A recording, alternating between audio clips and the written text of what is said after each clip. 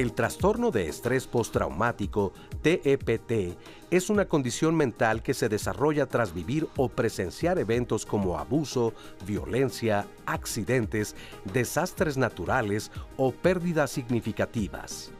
Aunque el trauma es el detonante principal, no todas las personas desarrollan TEPT.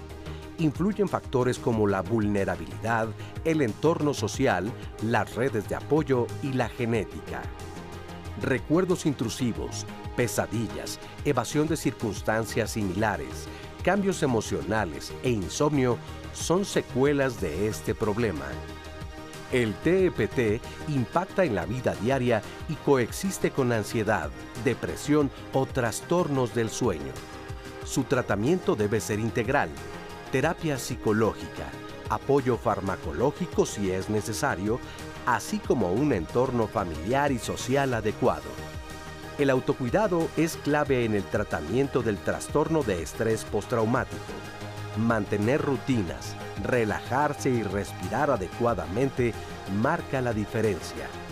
Pedir ayuda impulsa el camino hacia la sanación. Hola, ¿qué tal? ¿Cómo están? Bienvenidos aquí a Diálogos en Confianza. Yo soy Cristina Jáuregui y como ya vieron, el día de hoy vamos a hablar de este tema tan interesante que es trastorno de estrés postraumático. ¿Qué es lo que esto significa y por qué le dan a unas personas y a otras no? ¿Cuáles son las características? ¿Cuáles son los efectos que se tiene cuando uno está viviendo un estrés postraumático? Las razones por las cuales podemos tener estrés postraumático y, bueno, cómo solucionarlo. Yo creo que va a ser un programa muy, muy interesante porque la verdad es que muchas veces de estos temas poco hablamos, pero cuando nos damos cuenta, cuando experimentamos un poquito más adelante y cuando aprendemos un poco más, nos podemos dar cuenta que tal vez lo hemos vivido o lo estamos viviendo o alguien cerca de nosotros. Así es que, bueno, pues este programa va a estar muy bueno para que podamos ayudarnos a nosotros mismos y ayudar a los demás. Así es que quédense con nosotros, nos va a dar muchísimo gusto platicar con todos ustedes, por supuesto, a través de las redes sociales.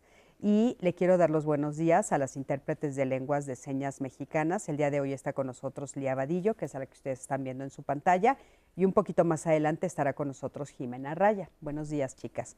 Y por supuesto también a mi queridísima Diana Laura. Dianita, ¿cómo estás? Buenos días. Hola, Cris, muy buenos días. Qué gusto estar contigo un miércoles más aquí de Saber Vivir en Diálogos en Confianza y con nuestra querida familia de diálogos también que nos están viendo ya a través de la televisión y a través de todas nuestras plataformas digitales.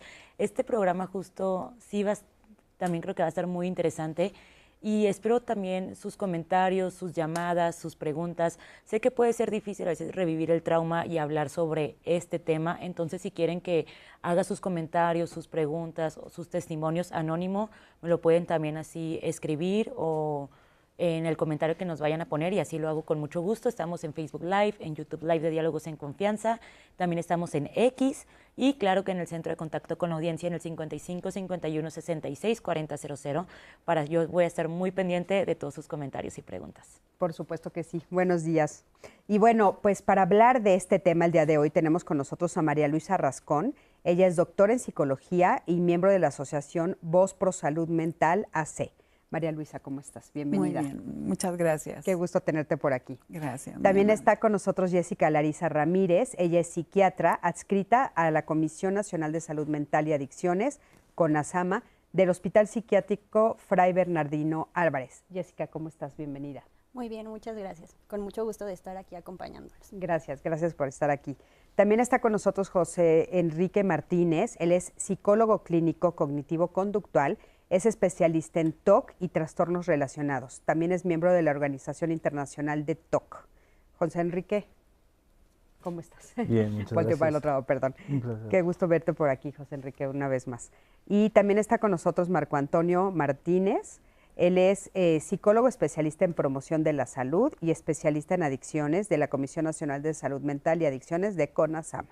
¿Cómo estás? Muy bien, muchas gracias por la invitación y reiteramos el compromiso de la CONASAMA para seguir sumando esfuerzos. Muchas gracias. Sí, importantísimo, ¿no? Para todo esto que justamente estábamos comentando, porque se sigue comentando de la pandemia y a raíz de la pandemia, es que empieza otra vez a verse con más cuidado, a poner la atención sobre todos estos temas relacionados con el tema de la salud mental, que son fundamentales para nuestro bien vivir, para saber vivir mejor y para nuestro bienestar. Así es que, pues, bienvenidos. Gracias. Y bueno, a mí me gustaría empezar preguntándoles a ustedes, ¿qué es esto del trastorno de estrés postraumático? Ok. Desde la perspectiva psiquiátrica, el trastorno de estrés postraumático se va a caracterizar por la presencia de miedo intenso y angustia intensa que se presentan después de haber experimentado un evento traumático severo. O sea, como lo vimos ahorita en la cápsula, el haber experimentado un evento traumático es como lo que va a detonar estos síntomas de miedo intenso y angustia. Aquí es importante mencionar que, o sea, como acotar, porque uno diría, bueno, si tengo un evento traumático, si me asaltan, si, no sé, tengo un accidente, pues cualquiera de nosotros estaría como, o la reacción natural sería presentar miedo intenso o angustia. Pero aquí la característica es que no es momentáneo, o sea, no solo se queda ese miedo en el evento, sino que se queda por un largo periodo de tiempo. De hecho, para que nosotros hagamos el diagnóstico se requiere que los síntomas estén presentes al menos un mes después de que este evento haya ocurrido.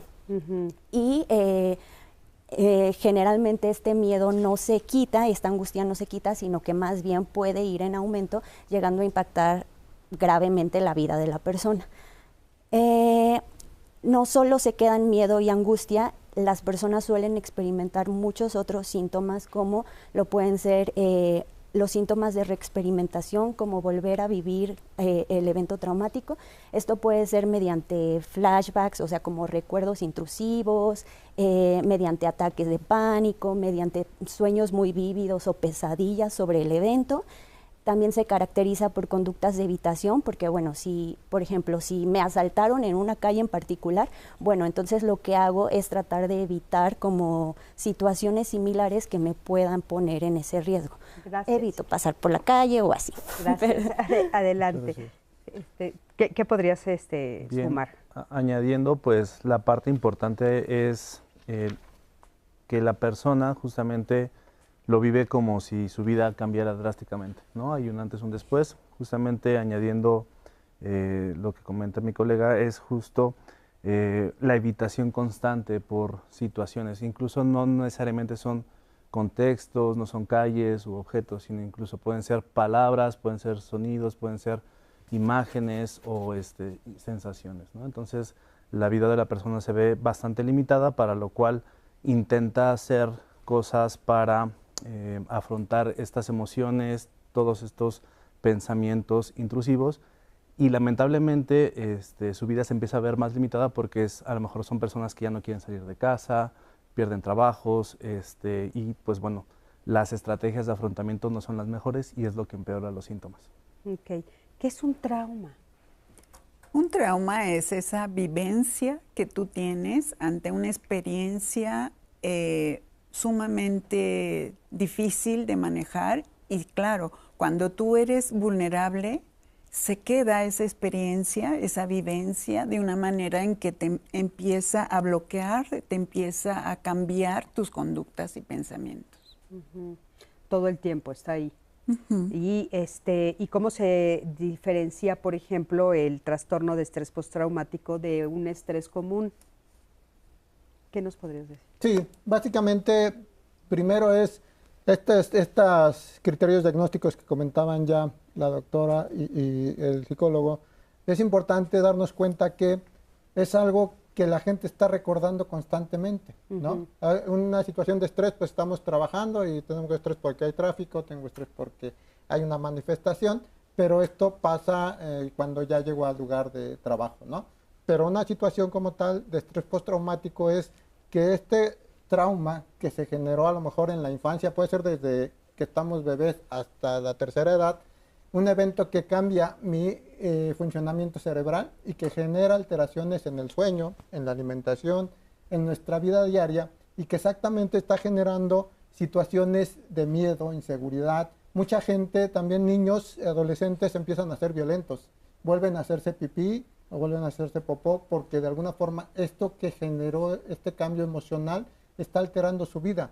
Y para que de alguna forma podamos decir que es un estrés postraumático, tenemos que esperar que las personas mínimo tengan un mes de estos síntomas que estamos comentando, que ya se comentaron, y de alguna forma esto puede durar de 6 meses a 1 año, ¿no? Esa sería la diferencia. El estrés, todos podemos vivirlo, pero el estrés postraumático es alguien que pasó por un trauma que le está generando problemas en su vida y dura al menos 1 mes, ¿no? Oye, ¿y qué tipo de traumas?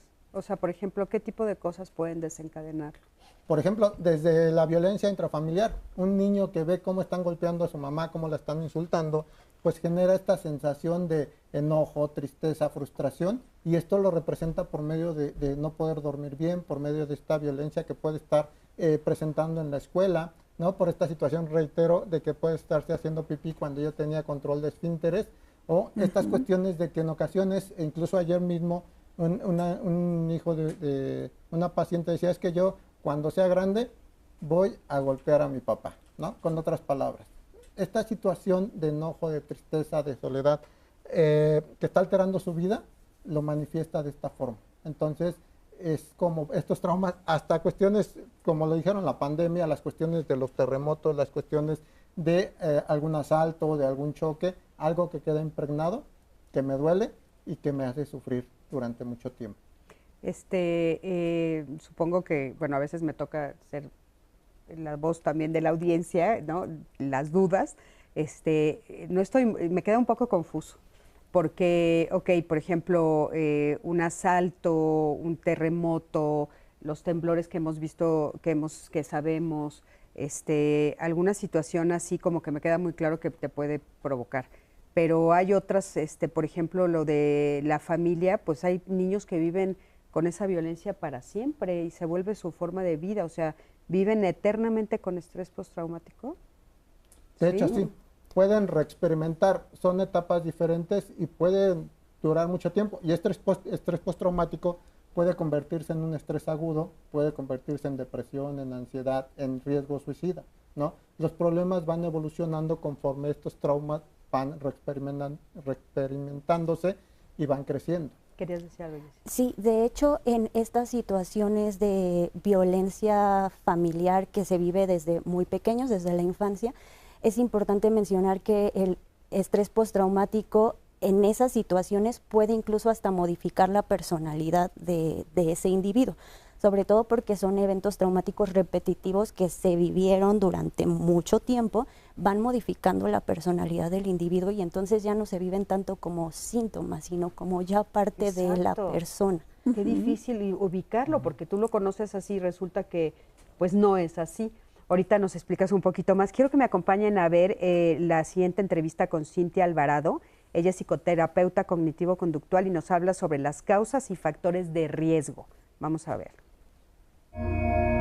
Las causas y factores que pueden llevar a desarrollar un trastorno de estrés postraumático son especialmente, uno, todo aquel evento que represente una dificultad para el individuo de resolverla y que represente una amenaza para el sujeto, entonces puede ser factible de desarrollar algún trauma en la persona. Entonces, considerando este elemento, los criterios diagnósticos para nosotros poder determinar que una persona tiene trastorno de estrés postraumático es que haya presenciado de manera directa o indirecta algún suceso de amenaza real.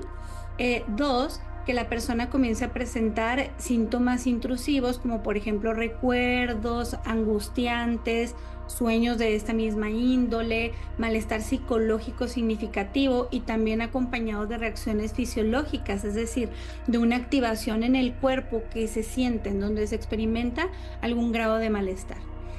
Otro de los puntos que hay que considerar es que la persona comienza a realizar evitaciones de recuerdos o de situaciones que le hagan vincularse nuevamente con esa experiencia desagradable, ¿no? O traumática.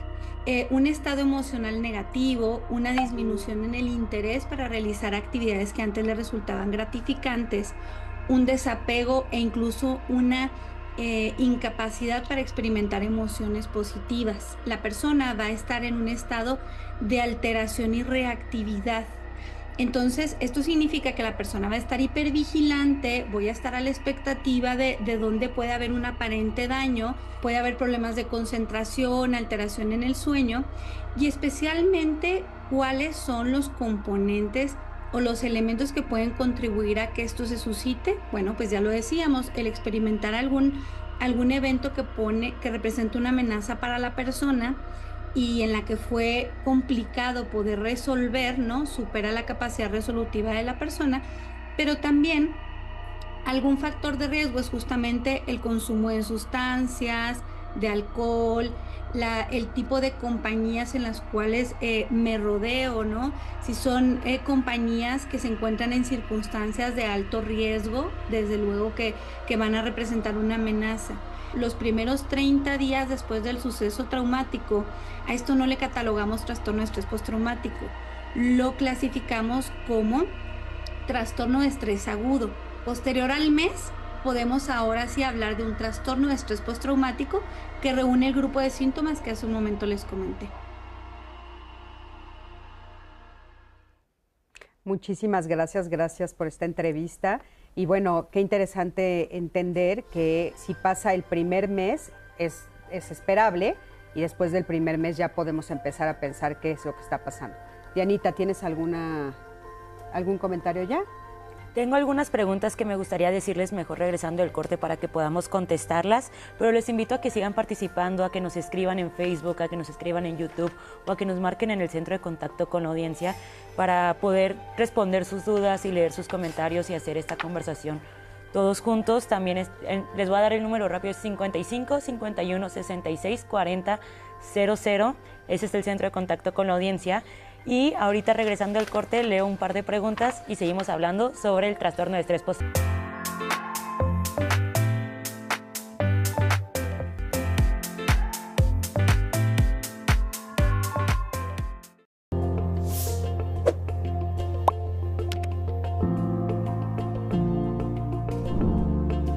El trastorno de estrés postraumático no es pasajero.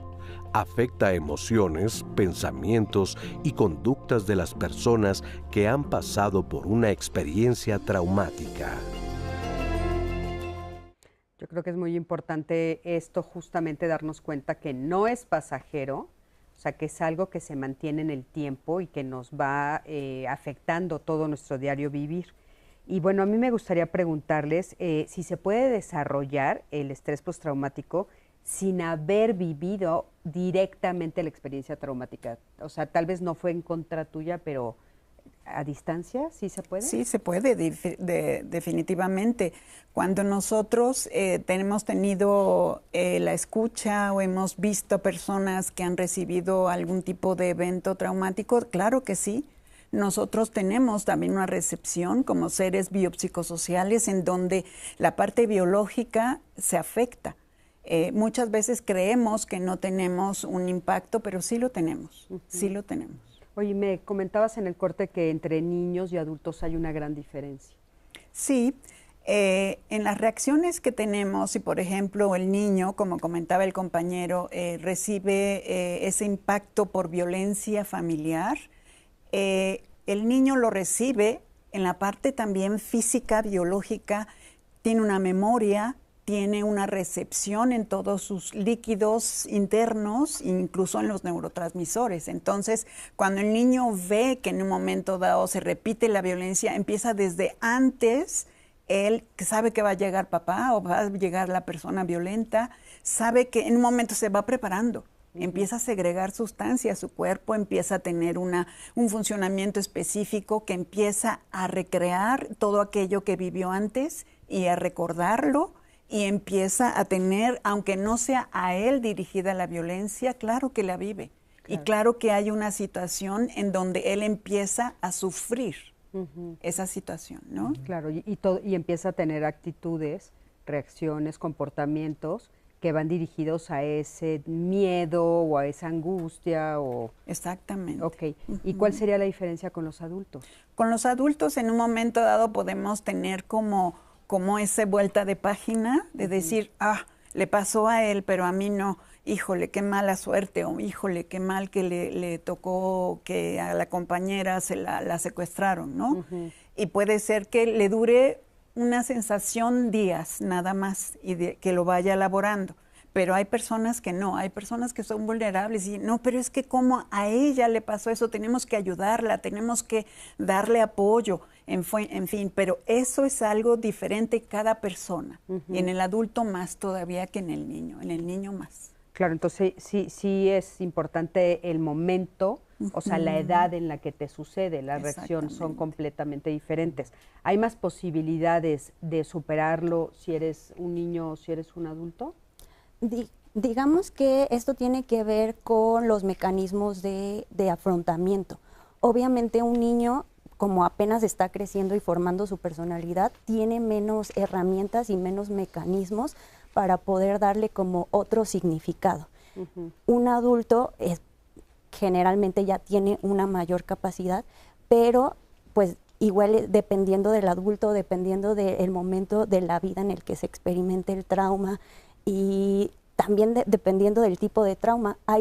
Ahorita lo estamos tratando como un evento traumático único, pero la verdad es que, por ejemplo, en la consulta luego vemos personas que han vivido no uno, no dos, no tres, sino muchísimos eventos traumáticos. ¿Nos puedes poner como algunos ejemplos? Por ejemplo, alguien que ha vivido muchos, ¿qué tipo de cosas has visto que han vivido? O sea, una y otra vez, ¿qué tipo de situación?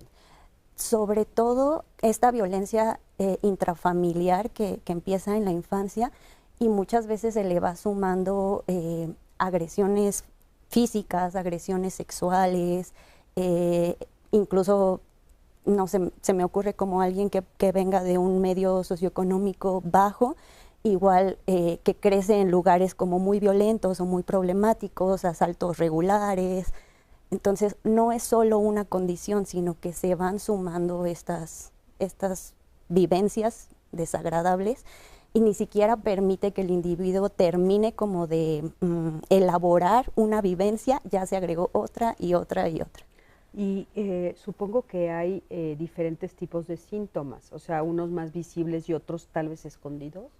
Sí, justamente los síntomas pueden ser desde cambios a nivel cognitivo, cambios a nivel emocional y ¿qué quiere decir reacción. A nivel cognitivo? A nivel cognitivo es cómo la persona se empieza a ver a sí misma al mundo, ¿no? Empieza a ver el mundo como peligroso, como un mundo impredecible, ¿no? Entonces, la persona, digamos, puede estar como alerta en la mayoría del tiempo, puede estar como en una actitud defensiva donde está considerando como yo soy vulnerable y el mundo es peligroso, ¿no? Entonces, estos cambios se pueden ver, ¿no? Con mayor objetividad de esa forma. Pero bueno, puede ser alguien que esté reactivamente muy sensible, ¿no? O puede escuchar un ruido mínimo, ¿no? Una chapa, un clic y puede sobresaltar con un asombro inmediato, por ejemplo. Entonces, estabas diciendo cognitivo. Emocional, ¿no? Y de la conducta, pues principalmente puede ser alguien que esté evitando constantemente hacer cosas que antes hacía o cualquier otra persona haría, pero se limita a hacerlas por el temor de reexperimentar los síntomas o reexperimentar un trauma similar. Ahorita me hiciste recordar que hemos visto, tal vez en algunas entrevistas o en algunas películas o cosas así, a estas personas que no quieren salir de su casa de un día para otro y que no presentan, no dicen haber tenido un trauma, simplemente es como una fobia o algo así. ¿Eso es diferente? Podríamos hablar de cosas diferentes, podríamos hablar de fobias, de trastorno de estrés postraumático, por ejemplo, o incluso a lo mejor de depresión, ¿no? Y eso justamente lo podría referir al mismo paciente y habría que hacer un diagnóstico diferencial para poder saber a qué se debe, si es por una cuestión de trastorno de estrés postraumático u otra patología o trastorno. Ok. Marco, decías tú que bueno, puede empezar con trastorno de estrés postraumático e ir avanzando. ¿Nos puedes explicar un poquito hacia dónde avanza? Claro. Si no se trata. De hecho, hay un antes y un después. Primero, hay personas más vulnerables, más sensibles, que si viven un evento pueden desencadenar un trastorno por estrés postraumático. Hay personas que tienen menos vulnerabilidad y de alguna forma, a pesar de que vivieron violencia, son resilientes y no generan un trastorno por estrés postraumático. Pero a lo mejor ya en adolescencia siguen viviendo violencia, viven bullying y empieza a aumentar y puede que ahí se desencadene el estrés postraumático. Posterior a esto, si el estrés postraumático no se atiende, regularmente en los adolescentes tienden a ser violentos. Es como una forma de manifestar su enojo y todo lo que le está generando estrés y toda esta situación de estos recuerdos de lo que vivió. Busca sacarlo por medio de la violencia. Y entonces de repente empieza a concentrarse un trastorno negativista desafiante. Como decía la doctora, puede evolucionar a un trastorno como tal de la personalidad. Y entonces el niño ya no solo vive con estrés postraumático, el adolescente, perdón, sino también tiene un trastorno negativista desafiante que puede evolucionar a que él en una edad más adelante genere un trastorno disocial donde ya empiece a, aparte de maltratar a otras personas, empiece a robar, empiece a hacer conductas porque está manifestando todo esto que no se atendió desde antes, ¿no? A eso me refiero con la evolución. Pero aparte de lo que comentaban, viven en diferentes edades las personas el estrés postraumático, pero también en perspectiva de género es importante, es más común que haya estrés postraumático en mujeres que en hombres. ¿Por qué? De alguna forma hay mayor vulnerabilidad en cuestión, y no es una cuestión de hacer menos a las mujeres, sino las mujeres son más sensibles, ¿no? Generan más esta situación de la sensibilidad y no solo se preocupan por ellas, se preocupan por todos los demás. Entonces, no solo es lo que ella está sufriendo, te lo está sufriendo mi mamá, mi papá, mi hermano, y esta sensibilidad que tienen aumenta el riesgo que genera este estrés postraumático. Tú dijiste las mujeres son más sensibles, pero bueno, en el transcurso de ya muchos años aquí, más bien a las mujeres nos dejan ser más sensibles. O sea, no es que seamos más sensibles. O sea, tenemos las mismas sensibilidades, ¿no? O sea, tenemos la misma capacidad de cuidado, somos exactamente iguales, somos seres humanos, ¿no? No importa el género. Más bien a las mujeres nos permiten, eso nos hace más vulnerables, nos hace más, sí. más propensas a tener esto. Sí, porque resulta, es una tarea más, como una carga más que tenemos nosotros que tolerar o desempeñar en nuestro funcionamiento diario. Pero sí es algo que hay que tomar en cuenta, pero actualmente en consulta encuentras presencia de ambos, pero sí el hombre no tan fácil va a pedir consulta, en primera. En segunda, o sea, puede ser un tema de que no está contabilizado, más que una realidad. Exacto. Puede ser que un niño sufrió abuso sexual y el niño le dice a la mamá, aguántate, no hay de otra. Y el papá, pues obviamente no le dice si es que fue el abusador. Pero cuando pasa el tiempo, el niño, y como menciona el compañero, el doctor, sí hay una agregación de situaciones de estrés alto que él ya no puede manejar fácilmente. Por eso se vuelve vulnerable y puede ser que tenga conductas disruptivas de adolescente, puede ser que él mismo empiece, su autoestima esté baja y tenga problemas tanto educativos como sociales. Claro. ¿Sí? ¿Tú has visto este sesgo en el género?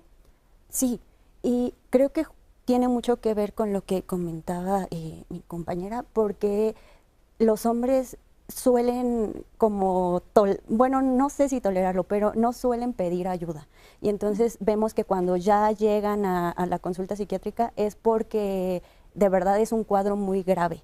Y solo por eso acudieron a pedir ayuda, porque ya no podían de otra manera. ¿A qué le llamas un cuadro muy grave? O sea, ¿cuáles son los síntomas que ellos empiezan a experimentar que sí los hace acudir a una ayuda, pedir ayuda? Sobre todo tiene que ver con la pérdida de la funcionalidad. O sea, son personas que por lo mismo de los síntomas dejan de trabajar, se aíslan, ya no conviven con la familia, se vuelven violentos, empiezan a evitar, o sea, todo tipo como de contacto social, se vuelven groseros, la familia es quien les insiste en acudir a consulta como por este cambio de la personalidad. O sea, empiezan como a perder toda la capacidad de relacionarse con los otros. Justo. Empiezan a romper todas sus relaciones y a lastimar a todas las personas.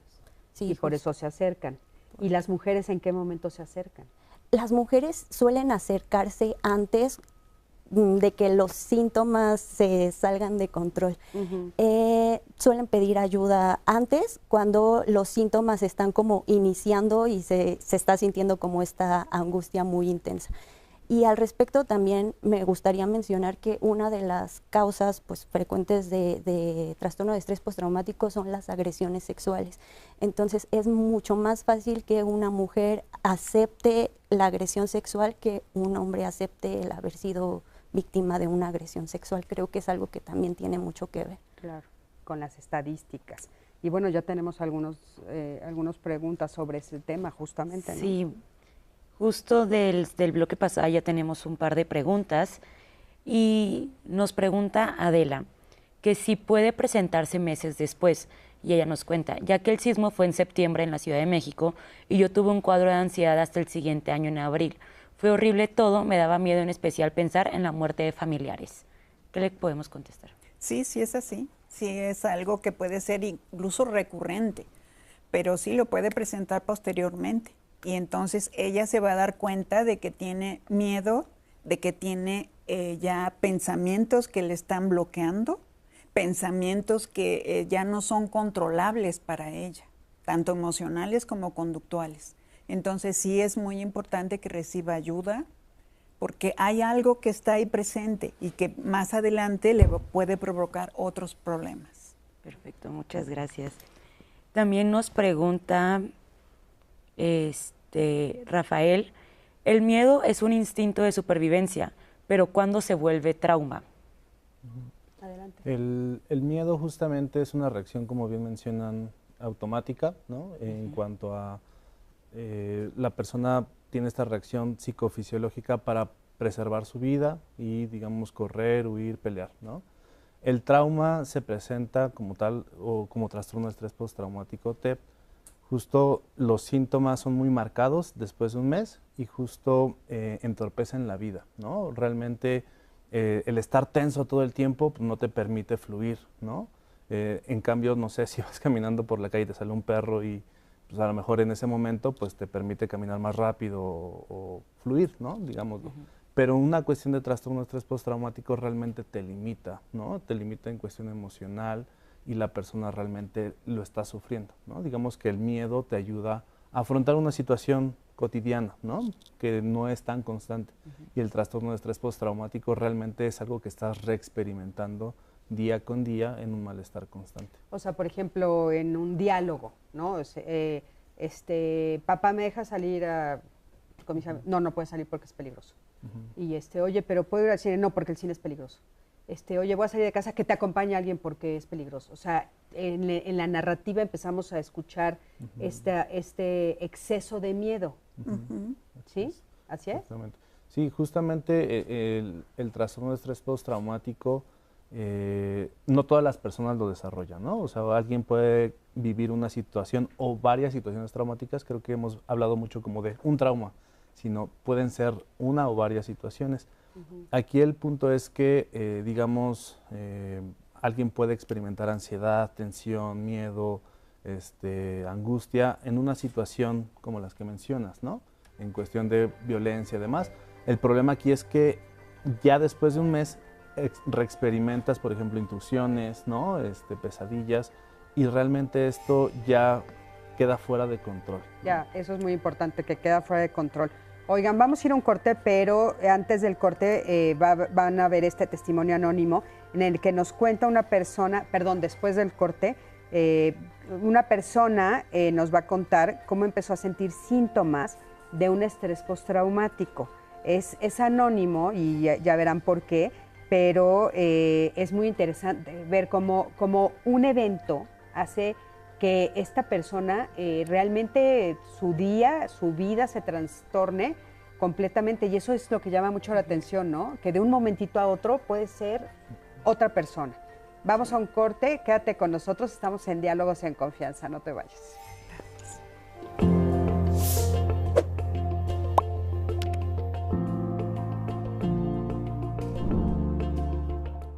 Pesadillas, revivir el trauma o evitar ciertas situaciones son algunos de los síntomas que se presentan con el trastorno de estrés postraumático.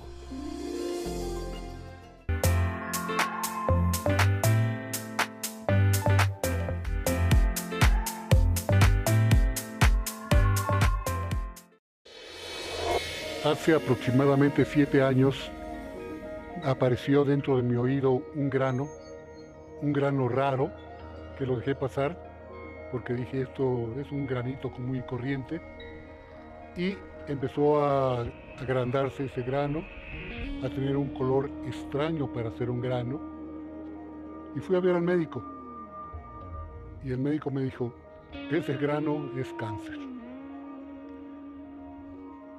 En ese momento mi mundo se derrumbó totalmente. Alguna vez platicando de cómo me gustaría morir, dije, pues durmiendo sería un buen final, pero esta vez, precisamente por eso, no quería y no podía dormir. Yo escondido, sufriendo, solo, hasta que decidí decirle a mi familia qué me estaba pasando. Se lo dije a mi hija, lloramos y afortunadamente estuvo conmigo en ese tema porque yo en las noches me volvía loco. Yo me hacía mis terapias en el baño, frente al espejo. Y frente al espejo me insultaba, lloraba, me decía muchas cosas, porque ya no era mi vida normal, era de mucho sufrimiento, era recordar y llorar. Y cuando me daban esas crisis, no podía yo dormir, porque me iba yo a morir. Según yo, si dormía, me moría. Y por fin llegó el día de la cirugía, salí de la cirugía y yo seguía espantado.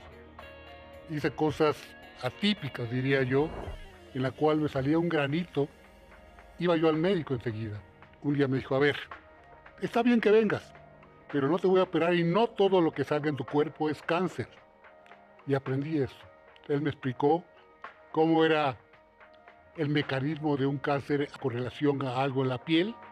Tuve que platicar conmigo muchas veces y decir, a ver, ¿tienes cáncer o tuviste cáncer? No lo sabemos, porque tuve una segunda ocasión que me volvió a dar en el cuello. Me sentí algo raro en el cuello, me tomé una foto con mi teléfono celular y se parecía muchísimo al que había yo tenido dentro del oído. Y dije, esto es cáncer. Fui a verlo y dije, ahí tengo un cáncer. Y me dijo, ahora sí, este es cáncer. Y en ese momento, en ese instante, me dijeron, ya no vamos a mandar al laboratorio, de una vez te hago cirugía, y me hicieron cirugía. Pero cuando llegó esa segunda ocasión, yo ya había platicado conmigo mismo muchas veces, ya me había tranquilizado. Ya dije, lo tengo, me lo quitan y no va a pasar absolutamente nada. Y empecé a dormir bien. Muchísimas gracias, gracias por este testimonio. Y a mí me gustaría saber qué opinan de este testimonio. ¿Es trastorno de estrés postraumático? ¿Frente a qué estamos? Estamos frente a que esta persona vivió en una situación que le cambió la vida. Como él dice, me cambió la vida, ¿no? Entonces, él lo vivió como una situación catastrófica. Entonces, ante esa situación hubo una reacción física, psicofisiológica, emocional, ¿no? Y obviamente no sabemos si social también hubo una reacción. Esa persona lo vivió intensamente. Entonces, sí, él dejó correr, seguramente es una persona muy sensible y temerosa. Entonces, dejó correr sus pensamientos hasta el grado de que me voy a morir si me duermo. En ese momento sí se asoció un pensamiento, ¿no? De que me duermo, si me duermo me muero. Entonces, sí hay que atender. Y precisamente cuando él vuelve a tener otro granito, pues asoció de inmediato.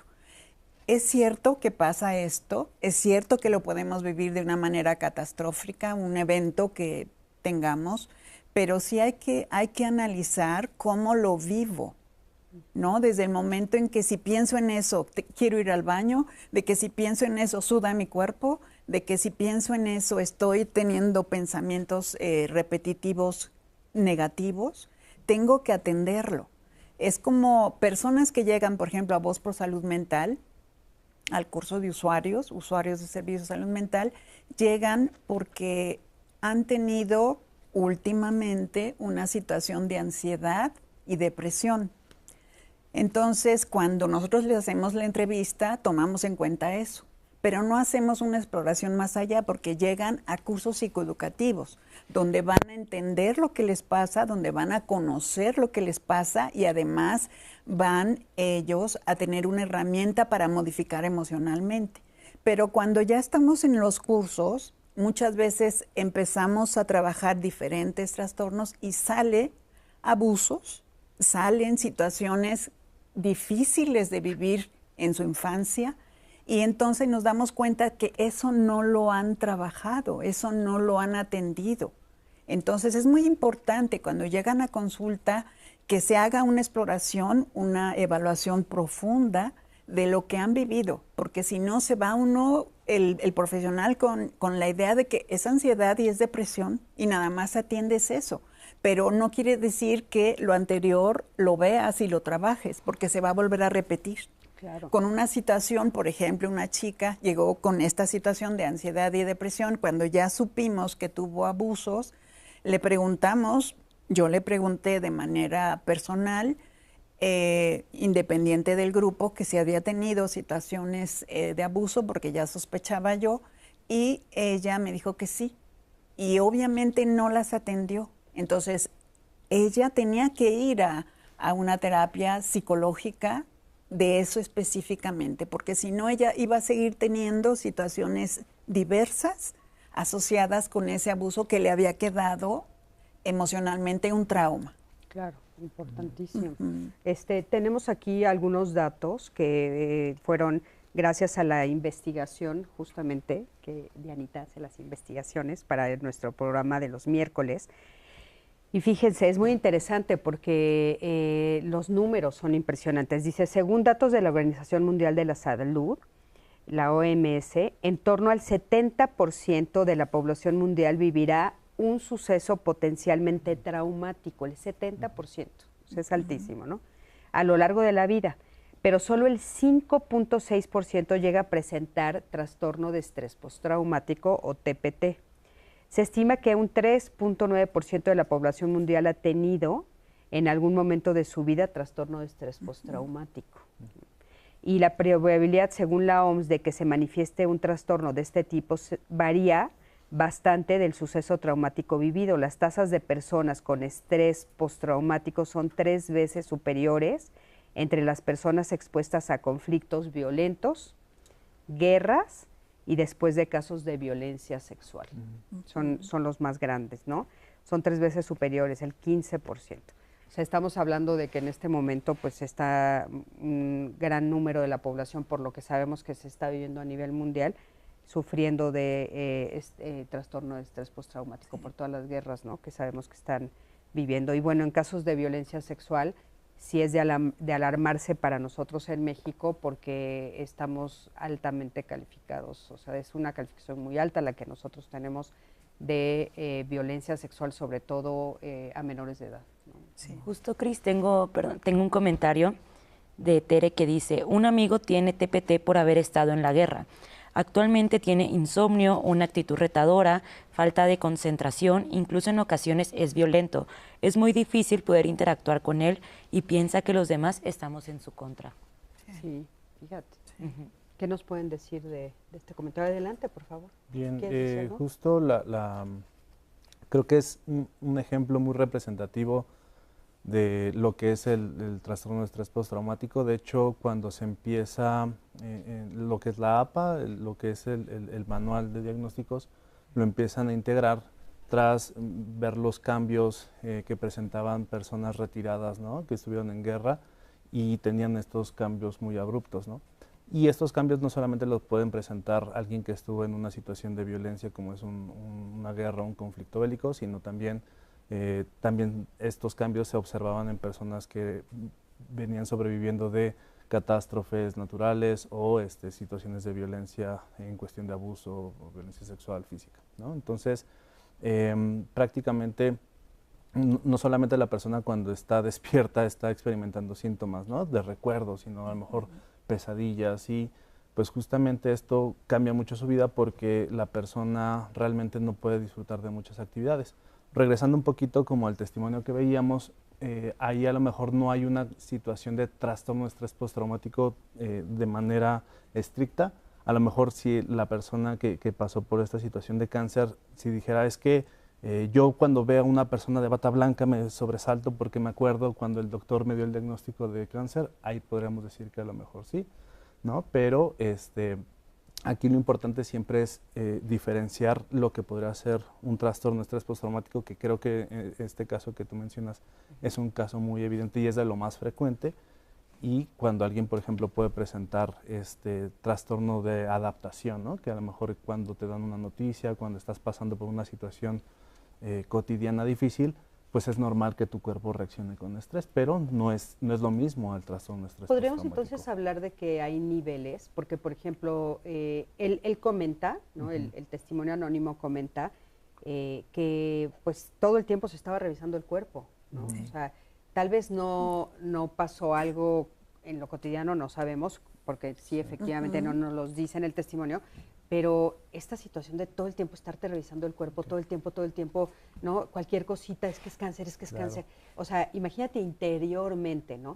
A mí sí me llama mucho la atención, es alguien que debe de haber sufrido por un buen rato hasta que sí encuentra la otra, ¿sabes? O sea, sí logra encontrar la otra. Ahora, algo que me llama mucho la atención en este testimonio, que lo comentabas, es la resiliencia, ¿no? Parece ser que, aunque durante mucho tiempo sufrió, que no sabemos cuánto se tardó en descubrir las dos bolitas, ¿no? El tiempo entre una y otra, pero sí comenta que estuvo muy lastimado y emocionalmente, pero después se logra recuperarse. No sé si es por la resiliencia. De hecho, me gustaría comentar que un trauma no necesariamente tiene que ser un evento adverso, sino un trauma puede ser el que nosotros mismos generamos con nuestros pensamientos. Exacto. ¿Y qué es lo que le pasó a él? Él empezó a generar este tipo de pensamientos, pero no es algo que se haya dado en ese momento, sino él seguramente vivió muchas situaciones previas, pasó por muchas situaciones adversas, fue aguantando, hasta que hubo un detonante donde ya su proceso cognitivo, sus pensamientos empezaron a alterarse y empezó a generar esta situación de estos rasgos de estrés postraumático. Entonces, es muy importante también, se ha hablado de la violencia, de la guerra, de los hombres manifiestan así la cuestión del estrés postraumático, pueden manifestarlo así, pero muchas mujeres, por esta situación que se hablaba de abuso sexual, de las violaciones, que es muy común en México, viven con situaciones de culpa. Y esta culpa las lleva muchas veces a mantener relaciones donde son violentadas, ¿no? Entonces, esa es la otra parte también que muchas mujeres viven. Los hombres lo manifiestan de forma violenta, pero las mujeres lo manifiestan más con culpa, ¿no? Entonces, es muy importante porque muchas veces estas mujeres están soñando constantemente o volviendo a soñar algo que ya pasó, y entonces, si les está alterando su vida, su sueño como tal, es importante que lo atiendan. Que haya un buen diagnóstico es muy importante también. ¿Por qué? Porque puede haber ansiedad, estrés postraumático y incluso depresión. Pueden estar al mismo tiempo. Claro, correlacionadas y aparte viviendo las mismas cosas al mismo tiempo, que ya lo hemos dicho muchas veces también. Al principio del programa dijimos que también afecta a nivel biológico, ¿no? Que tiene que ver, obviamente, porque somos todos un solo elemento, un solo cuerpo, somos holísticos. Entonces, quiero que me acompañes a ver la siguiente entrevista con Óscar Galicia Castillo. Él es doctor en psicología y él nos cuenta cómo reacciona el cerebro frente al trauma. Vamos a ver qué nos dice. Acompaña. Cuando un estímulo como estos que nos causa miedo o enojo o sufrimiento, llegan a nuestro cerebro a una área que se llama la amígdala. La amígdala forma parte del sistema límbico, pero esta parte del cerebro es tan antigua que normalmente es una respuesta automatizada, ¿no? En donde no tenemos mucho control sobre ella, no podemos pensarla demasiado. Cuando esto llega a la amígdala se encarga de distribuir y organizar la respuesta corporal. Una de ellas es a esta respuesta simpática, para que el cuerpo se prepare para la emergencia, para luchar, para huir, etc. Y hay otra relacionada con la experiencia, y esa va a ser muy importante. La amígdala se conecta con una estructura que tiene ahí al ladito, que se llama el hipocampo. El hipocampo es nuestro centro organizador de nuestros recuerdos, de nuestras memorias. Todo aquello que vamos a conservar tiene que pasar por el hipocampo. Y la amígdala es un marcador esencial, biológico, natural, de que esa experiencia es importante recordarla, ¿no? Eso libera un neurotransmisor en el cerebro que se llama glutamato, que le avisa al hipocampo, acuérdate de esto, manténlo, no lo olvides, nunca lo olvides, y el hipocampo lo almacena ahí para siempre. Y ese recuerdo va a estar ahí repitiéndose a lo largo de toda nuestra vida, estimulando la misma respuesta amigdalina que lo provocó. Por ejemplo, tristeza, ¿te acuerdas? Tristeza, ¿no? ¿Tenías miedo? ¿Te acuerdas? Miedo, ¿no? Eso es muy común, de que nuestros recuerdos traumáticos generen recuerdos para toda la vida. En otras palabras, es mucho más fácil que nos acordemos de aquellas cosas negativas del mundo que de aquellas cosas que disfrutamos, nos alegraron o nos parecieron placenteras. Cuando el evento es demasiado intenso, estamos hablando de intensidades brutales. Es como apagar al hipocampo y decirle, no te acuerdas de esto, ¡pum!, y lo apagan, ¿no? De tal forma que en muchos casos el evento traumático presenta lagunas, ¿no? O sea, no te acuerdas de parte del evento o de todo el evento, ¿no? En muchas ocasiones eso en la psicología se creyó que formaba parte de un mecanismo que Freud describió como la represión. En otras palabras, una forma de proteger al elemento consciente de un inconsciente que podría destruirlo. Ahora sabemos que muchos de estos recuerdos no es que los reprimamos, es que nunca los formamos. No los estamos ocultando, no los estamos tratando de olvidar, no. Nunca se formaron porque el hipocampo fue estimulado de tal forma por neuronas GABAérgicas que lo apagaron y básicamente no generó un recuerdo.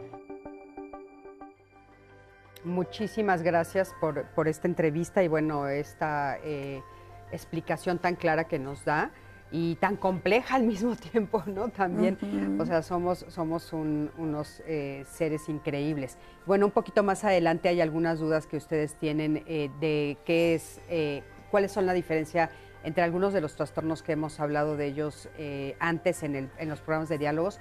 Por favor, quédense con nosotros porque por supuesto que vamos a darle seguimiento a todas las dudas que ustedes tienen. Y si tienes más dudas, bueno, ya estamos a la mitad del programa, seguramente algunas cosas ya te surgieron, así es que escríbenos porque Dianita está pero listísima para leértelas. Quédate con nosotros, estamos en Diálogos en Confianza, no te vayas.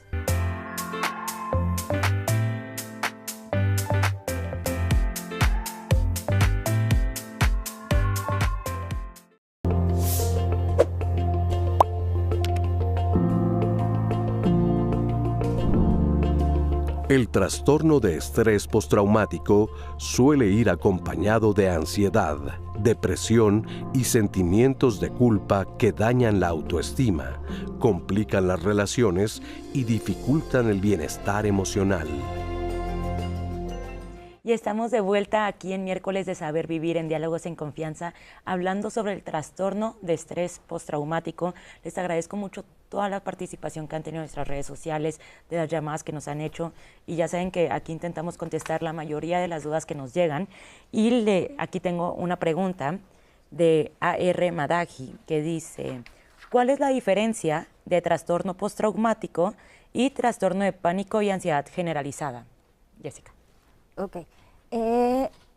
Aquí es importante mencionar que los tres trastornos que mencionó, ansiedad generalizada, trastorno de pánico y estrés postraumático, pertenecen como al apartado diagnóstico de trastornos de ansiedad. Entonces, todos ellos van a compartir muchas características. En el caso del trastorno de pánico, bueno, en el caso de trastorno de ansiedad generalizada, son síntomas de ansiedad que un poco se salen de control, o sea que es ansiedad como que perdura a lo largo del tiempo por más de 6 meses. Para que sea ansiedad generalizada debe durar al menos 6 meses para que nosotros podamos hacer el diagnóstico. Y esta ansiedad, al estar constante, el umbral no es tan alto. No quiere decir que no se sienta feo, porque estar ansioso constantemente se siente muy mal, pero la ansiedad no es tan intensa. Ese es uno. En el caso del trastorno de pánico, ahí se caracteriza por episodios de pánico, o sea, como de la nada puede llegarme un episodio de pánico, la ansiedad es muy, muy intensa, dura pocos minutos o si acaso horas y va bajando la ansiedad. Y en el caso del trastorno de estrés postraumático, igual comparte este componente de ansiedad, pero creo que lo más significativo aquí es que debe estar presente el evento traumático. O sea, los síntomas se desencadenan a partir del evento traumático. Si el evento traumático no hubiera existido, los síntomas no hubieran aparecido. Eso es lo principal. Y luego también es importante mencionar que en el caso de estrés postraumático no nada más hay síntomas de ansiedad, sino ya se empieza a afectar la vida. Todo empieza a girar en torno al evento traumático. Siento miedo de que me vuelva a ocurrir de nuevo, siento mucha angustia, mucha ansiedad, incluso empiezo a tener como estas conductas como de cuidado extremo que llega en algún punto a ser evitación. Dejo de salir, dejo de usar el transporte público, dejo de pasar por las calles que normalmente usaba. Hay personas que incluso cambian la ruta para llegar a su lugar de trabajo y en vez de hacerse 5 minutos se hacen 2 horas. Se invierte mucho tiempo en evitar volverse a exponer a esa misma situación. Entonces yo creo que la diferencia sería principalmente la presencia del evento traumático que desencadena los síntomas. Ahorita esto que dijiste también del pánico, o sea, ese sí no es a partir de un trauma, es de repente te empieza a dar pánico algo. Fíjate qué fuerte la diferencia. Oye, y se quedó en el aire, y lo vimos ahorita también, que hablan de la culpa. O sea, ¿por qué después de un evento traumático me puede surgir culpa? Ok, después de un evento traumático, creo que esto tiene mucho que ver con la forma en la que interpretamos el evento traumático, tanto personalmente como socialmente, ¿no? Porque algo muy fácil que se me ocurre es un asalto. Voy en la calle, me asaltan y entonces mi primer pensamiento es que para qué traía el celular en la mano, es que esto me pasó porque no tomé las previsiones adecuadas, o sea, es como muy fácil verlo en retrospectiva y querer cambiar las cosas que pudimos hacer diferentes, tanto personalmente como socialmente. Eso es uno. Y dos, creo que también tiene que ver con el tipo de trauma. Por ejemplo, es muy frecuente que el estrés postraumático esté presente después de una agresión sexual, y en el caso de la agresión sexual, pues viene muy ligado a la culpa. Fíjate qué fuerte. Y justo tenemos un testimonio que quiero que me acompañen a ver, de Emilia Castro Rodríguez, y ella justamente nos cuenta cómo desarrolla el TPT después de un asalto, y ya se encuentra en tratamiento. Vamos a ver qué nos platica. Acompáñame. Mi nombre es Emilia Castro Rodríguez y me diagnosticaron estrés postraumático hace 3 años. Bueno, hace 3 años iba caminando por mi casa, regresando del supermercado, cuando pasé frente a una parada de autobuses, pero había 2 hombres parados ahí. Yo pensé que estaban esperando el camión, cuando de pronto sentí como me encañonaron por la espalda y me dijeron que soltara todas mis cosas. Entonces yo hice caso y me quedé parada. Me dieron un cachazo en la cara, me dejaron bastante lastimada del ojo y la espalda. Yo tuve miedo de que pudieran hacerme más cosas, porque uno estaba parado como que viendo y otro estaba pues revisándome, tocándome, como buscando o empezando algo. Sinceramente no recuerdo bien esa parte, no, lo traté varias veces, pero nunca llegué como que a la conclusión. Entonces pues sí, fue una experiencia bastante traumática. Llegó una vecina de la unidad donde vivo y con unos perros que traía los quitó de encima de mí, y pues ellos nada más se fueron con lo que venía siendo mi bolsa de mano, que era mi cartera, mi teléfono y llaves, credenciales. Tuve que llegar a mi casa, que no está muy lejos, y hablar por teléfono a mi mamá, y ya de ahí ir a urgencias porque pues estaba sangrando de la cara, y bueno, me limpiaron, me curaron la herida y me mandaron medicación para dolor, para infección y todo. No pude dormir cuando pasó el primer día, y como que unos días después, al mes casi, yo me doy cuenta de que no he podido dormir bien, que no estoy comiendo, que estoy aislándome de las personas que quiero, y como que estoy empezando a sentir mucho miedo cada vez que cierro los ojos o estoy sola. No me permitía salir porque me daba pánico salir de mi casa. Le dije a mi mamá, mamá, algo me está pasando, no puedo dormir, no puedo salir de la casa, necesito ayuda. Fui primero con una psicóloga, ella me trató los primeros días, las primeras semanas, y después me mandó a psiquiatría para tratarme lo que viene siendo el trastorno de estrés postraumático. Pues actualmente estoy en consultas psicológicas, pero psiquiátricas me dieron de alta el año pasado. Me retiraron la medicación, entonces estuve tomando medicamentos ansiolíticos y para control de sueño, pero ya afortunadamente estoy mucho mejor de eso.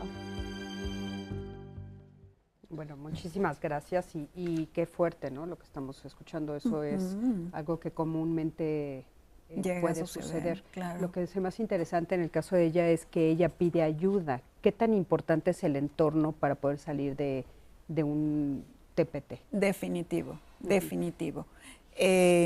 Muchas veces quien lo vive se calla por la culpa, por vergüenza o por otras emociones que en un momento dado le hacen sentir que no lo puedo hablar porque me van a decir que ya estoy mal, ¿no? Entonces no lo hablan, no lo piden. Y hablando de la culpa, también me gustaría agregar un ejemplo de culpa indirecta y de cómo se va segregando, es todo esto y agregando a una serie de conductas también que son disruptivas.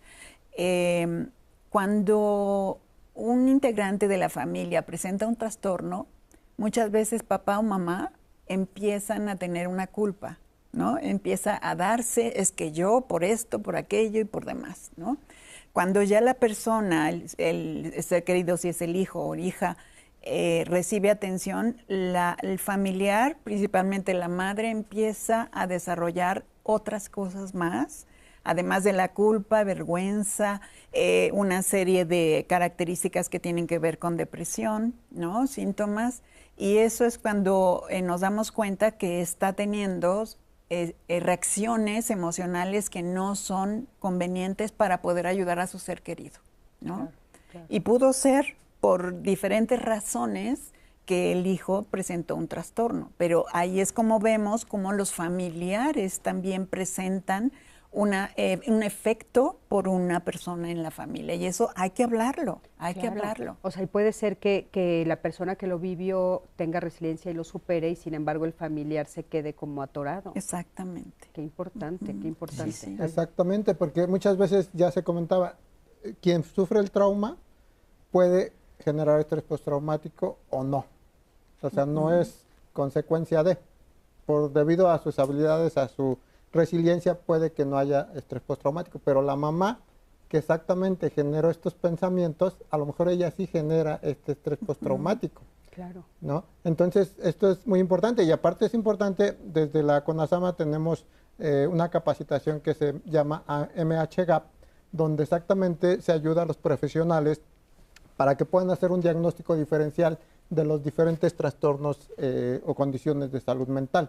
Esto se puede hacer completamente gratuito y es para todas las personas interesadas, ¿no? Es importante para que haya esta claridad con estos problemas en particular. ¿Dónde se puede, dónde se tienen que acercar las personas si ahorita están interesadas, a dónde acuden? De hecho, pueden llamar también al 800-911-2000, que es la línea de la vida, y ahí les pueden como tal dar la orientación de en dónde los pueden capacitar. Hay secosamas en todo el país, y estos secosamas son quienes le pueden dar la capacitación. Actualmente está en su pantalla saliendo justamente el teléfono de la línea de la vida, que como ustedes saben siempre nos acompaña en este programa, y las redes sociales, etcétera, son gratuitas, las asesorías que se tienen ahí, y puede ser una primera aproximación. ¿Quién tendría que hacer el diagnóstico? El primer diagnóstico, ¿cómo tendría que ser el primera aproximación? O sea, si ahorita yo digo, pues parece que lo estoy sintiendo, ¿a quién me acerco? Realmente podría ser, el primer abordaje podría ser por parte de un psiquiatra o por parte de un psicoterapeuta. Sí, ahora sí que básicamente dependiendo a quién se acerquen. Nosotros solemos verlos en psiquiatría cuando ya los síntomas son muy fuertes e incapacitantes, cuando ya perdieron como la funcionalidad de que dejaron de ir a la escuela o tuvieron algún problema familiar o algún problema laboral grave, ahí es cuando llegan con nosotros. Pero también suele suceder que se acercan primero a psicoterapia y ya en caso de que los síntomas continúen, llegan a psiquiatría. De ahí ya los llevan o los invitan a acercarse a la psiquiatría. Perfecto. Adelante, Dianita, tenemos muchas preguntas. Me gustaría leerles un par de testimonios que nos hicieron llegar. Esta es anónima, nos marcaron y dice: a los 14 años sufrí una violación tumultuaria y nunca recibí atención. Al cumplir 60 años empecé con un miedo inexplicable a todo y a nada. Acudí a un psicólogo, el cual me refirió a un psiquiatra en el ISSSTE, donde fui tratada y medicada por 8 años. A los 62 años fallece mi esposo y 8 meses después fallece mi hijo mayor. El miedo regresó y el psiquiatra me explicó que mi miedo se debió a la violación, pero donde he recibido un gran apoyo y una gran recuperación es en los grupos de autoayuda. Muchas gracias por marcarnos y contarnos tu experiencia. Y eso me hace recordar algo que se quedó en el tintero, que alguien nos preguntaba si años después puede surgir. Sí. ¿Sí? ¿Puede surgir años después? Sí. O sea, yo tengo el trauma, lo supero en ese momento, o parece que lo supero, y 2 o 3 años después, o 10 años después. Sí, claro. ¡Uy, qué duro! O puede haber otro evento traumático que despierte nuevamente este estrés postraumático. Okay, muchas gracias. Israel nos marcó y nos dice: desgraciadamente viví con un padre violento que golpeaba a mi madre. Así que mis hermanos y yo vivimos una vida difícil desde la niñez, la adolescencia y parte de mi juventud. Debido a que mi padre le llevaba más de 30 años a mi madre y él tenía otro tipo de educación, pues llegó a conocer a Porfirio Díaz, por lo que traía ideas familiares relacionadas con el machismo, las cuales nos afectaron a todos. Siento que lo que me ayudó en la vida para salir adelante fue saber perdonar de corazón. Eso fue lo que me hizo reponerme de esos eventos tan traumáticos que considero me dañaron psicológicamente. Ahora soy historiador y maestro de secundaria y en la UNAM, y puedo notar que en la actualidad aún hay muchos adolescentes con problemas similares al mío. Esos son algunos de los testimonios que nos hicieron llegar. Además, les voy a hacer un par de preguntas que todavía tengo aquí, que nos hicieron llegar también en Facebook, que dice, buenos días. Si aún con los medicamentos y la terapia psicológica sigo pensando en mis miedos, ¿qué puedo hacer? ¿Cómo puedo controlar mis traumas si me enfrento a vivirlos de nuevo? Buscar otra alternativa. ¿Cómo cuál es? A veces, bueno, tenemos alternativas a la mano, pero que nos dan derecho a buscar otra opción, otra opinión, otra terapia psicológica. Hay terapias específicas para el trastorno de estrés postraumático, entonces que se informe y que busque las terapias específicas. Claro. A veces también es el cambio de un terapeuta a otro, también puede abrirme una nueva puerta, ¿no? Exactamente, sí. O a veces incluso se llega al primer terapeuta que conocemos, ¿no? Ah, tal estudió psicología, y a veces no sabemos si es psicólogo especialista, si es clínico, si es psicólogo laboral, entonces eso también afecta porque tiene que ser terapia especializada. Claro. Algo que puedo agregar es que los cursos psicoeducativos realmente te ayudan a diferenciar tu situación que estás viviendo, tu condición que presentas y lo que has tenido antes. Entonces, también les recomendaría que tomaran un curso psicoeducativo en Voz Pro Salud Mental y ahí van teniendo información de, yo también he sentido esto. Es cierto que las condiciones pueden, algunos síntomas, compartirse, pero no necesariamente el diagnóstico. Entonces, tiene que tener otra opinión y también recibir psicoeducación. La psicoeducación no solamente es información de lo que estés pasando, sino también es entender mis emociones, conocerme. Eso es un curso psicoeducativo, porque a veces se confunde un curso simplemente informativo a un curso psicoeducativo. Claro, aprender a conocer tus emociones, identificarlas. Exactamente. Y entonces ir explorando hasta que puedes ubicar que si tienes un trauma, un trastorno, etcétera, y ya acudir al especialista. Exactamente.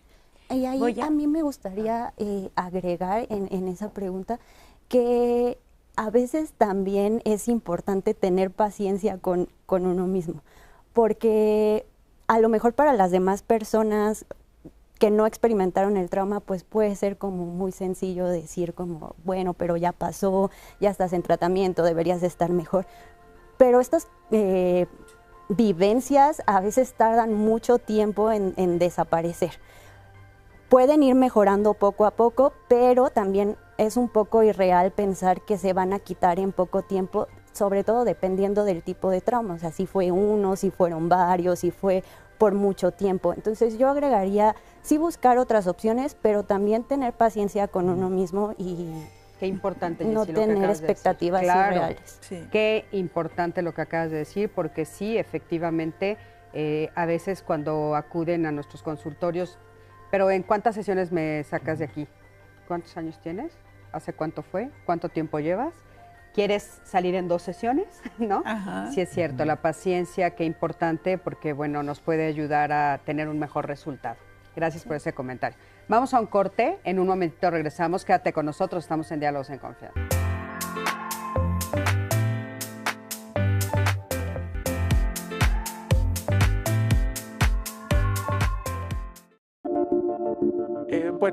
Yo creo que a raíz del 1985, que ya sentía yo cierto temor por esa experiencia de terremoto, porque yo vivía en zona céntrica y en el 2017, pues de igual manera vivía yo en Pino Suárez, entonces igual de céntrico, igual de intensa la experiencia.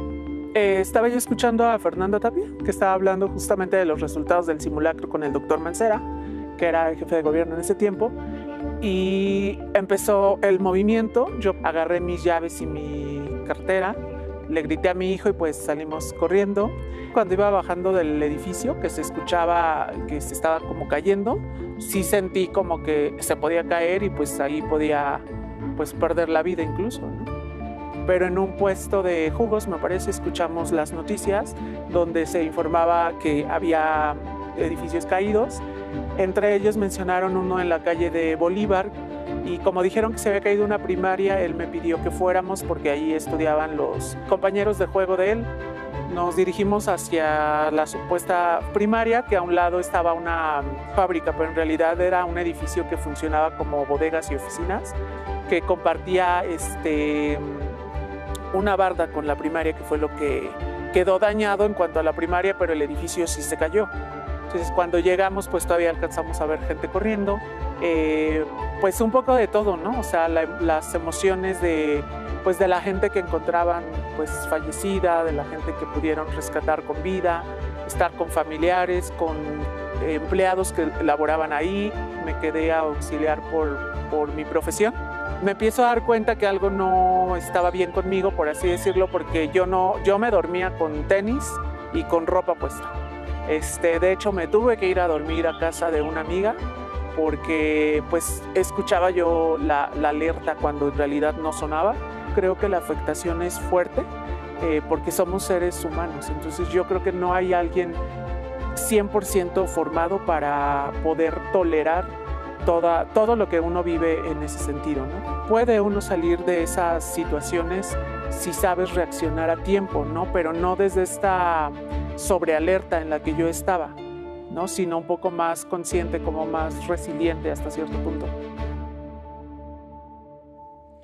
Muchísimas gracias por este testimonio que justo creo que muchas personas se pueden identificar de pasar un estrés después del sismo. Justo tengo un comentario y agradezco mucho siempre la confianza que tienen para escribirnos y para marcarnos. Este es un comentario anónimo, un testimonio que dice: viví en Tlalpan cuando ocurrió el sismo del 2017. Mi edificio colapsó y aunque logré salir con vida, todo cambió para mí desde ese día. Ahora vivo en un 5º piso, en un edificio nuevo y con todos los permisos, pero no consigo sentirme tranquila. Cada vez que veo una grieta, aunque sea diminuta, siento una alarma interna que me empuja a querer llamar a Protección Civil o pedir una revisión. A veces me pregunto si esto que siento es estrés postraumático, porque aunque intento convencerme de que todo está bien, mi cuerpo y mi mente siguen reaccionando como si algo fuera a pasar en cualquier momento. ¿Qué le podemos decir a esta persona que nos escribió? Que atienda ese evento para que pueda manejarlo de una manera más proactiva, o sea, diferente. Sin hacer un diagnóstico, pero sí suena un poco. Sí, de hecho es importante que acuda a un especialista. Sin embargo, sí, uno de los temas importantes del estrés postraumático es el miedo y la zozobra, que activa la amígdala, como lo decía el doctor, ¿no? Y empieza a segregar, empieza a sudar la persona, empieza quizá a temblar. Y quizá, por ejemplo, también del testimonio, la alerta sísmica, como decíamos, todos estamos atentos a la alerta sísmica cuando suena, pero quien vive con estrés postraumático seguramente va a salir corriendo, va a empezar a sudar, va a empezar a tener estas reacciones fisiológicas que no todos tenemos, ¿no? Entonces, esa es la diferencia. y probablemente sí esté viviendo una situación de estrés postraumático, pero sería importante que hagan un diagnóstico diferencial para dar una atención adecuada. Por supuesto que sí. Ahora, si las personas no pueden acudir a un especialista o no pueden acudir a que les hagan un diagnóstico, ¿qué les recomendarían a las personas que nos están viendo y que dicen, estoy identificando que tal vez lo tengo? ¿Qué puedo hacer yo en mi casa? ¿Qué puedo hacer yo en la intimidad para poder un poco mitigar los síntomas? ¿Hay algo? Sí, prácticamente lo que se busca es que las personas afronten y retomen esas cosas de manera paulatina, que puedan hacer su vida de lo más normal como lo haría otra persona, y pues obviamente esto va a generar estrés, ansiedad, y aquí lo importante es que la misma exposición a las situaciones de manera paulatina hace que este estrés, esta reacción baje, ¿no? Nos habituamos. Entonces, a lo mejor para quienes vivimos el temblor del 2017 nos costaba trabajo, ¿no? Entrar a algunos edificios o vivir algunas situaciones, o entrar a un baño, subir escaleras, etcétera. Y a lo mejor eso hubiera empeorado si hubiéramos dejado de hacerlo, tuviéramos o no tuviéramos trastorno de estrés postraumático.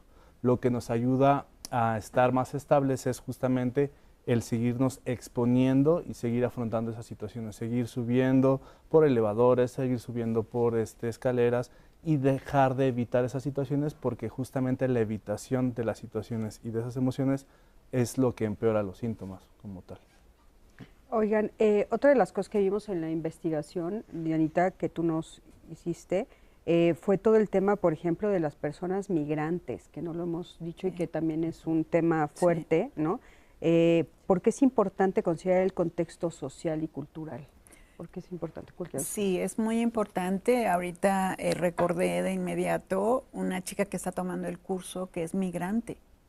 Y ella simplemente no puede tomar transporte público porque ha sido sujeta de diferentes abusos, y ella lo vive diariamente, y ella piensa, está yendo al curso y le va a servir, pero sin embargo requiere también un apoyo mayor psicológico de sesiones prolongadas. Claro. O sea, ella piensa que va a ser agredida en transporte público. Ella porque fue agredida en los transportes que tomó en el transcurso de la migración. Sí. No, bueno, y por ejemplo, en el tema de la violencia sexual, debe de ser todavía muchísimo más fuerte, ¿no? Sí.